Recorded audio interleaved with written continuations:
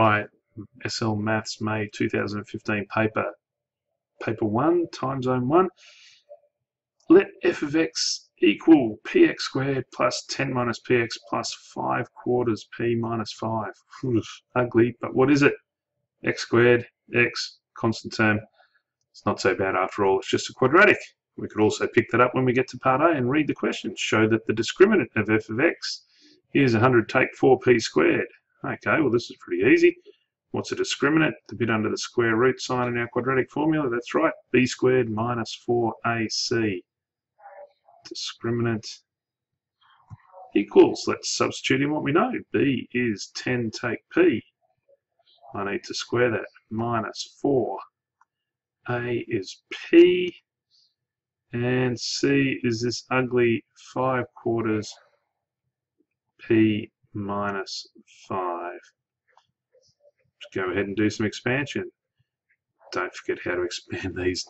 Please don't forget how to do that. You know that drives me nuts. And too many people still in grade 12 give away marks for that.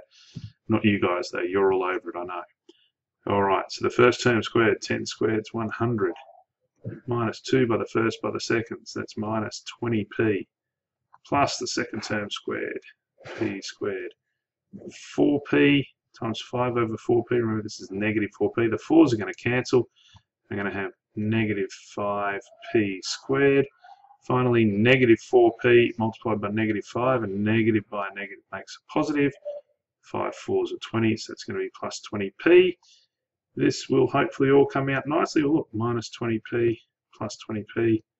Going to cancel each other out. How many p squareds have I got? I've got p squared, take away 5p squared. I've got negative 4 of those. I've got 100. Look, that's what I wanted. 100 minus 4p squared. Piece of cake. All done and dusted. Let's get on to part B. Alright, find the values of p so that f of x equals 0 has 2 equal roots. 2 equal roots implies what about the discriminant? They're leading you into this. 2 equal roots. How does that happen? Oh, it's when you have axes and a parabola just touches it like that or like that. That's right. And what do we know about that? The discriminant equals 0. Well, conveniently we just worked out the discriminant. 100 take 4p squared equals 0. Do not fall into the trap of only finding one answer. You know that whenever you have a quadratic or any other expression that's a polynomial, you factorize and use the null factor law to make sure you don't miss out on any answers. So we're going to do that here. First thing I'm going to do, divide by 4, because that's going to make my life a little bit easier. Remember, 4 is a common factor there. So I've done that. Favorite rule in maths, difference of 2 squares.